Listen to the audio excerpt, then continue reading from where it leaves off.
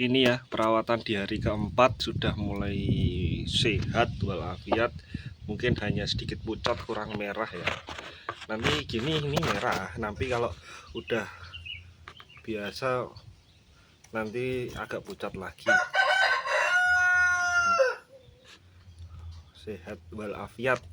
Hari ini tadi makan fur, kasih jagung dikit pagi. Karena dia butuh banyak nutrisi ya, kita nggak boleh tinggalkan pur dulu.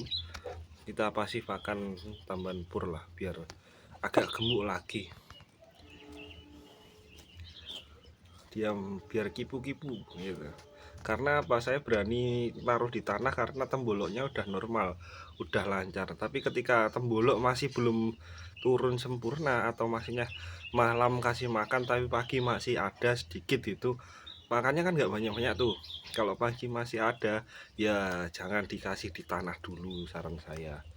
Kalau tembolok udah normal barulah ditaruh di, biar dia jalan-jalan nggak apa-apa, atau biar kipu-kipu dikit makan tanah nggak apa-apa. Tapi kalau masih belum normal kalian kasihkan tanah lagi, dia makan tanah lagi ya kembali lagi dia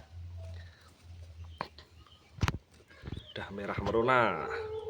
Super nih, hari keempat ya normal.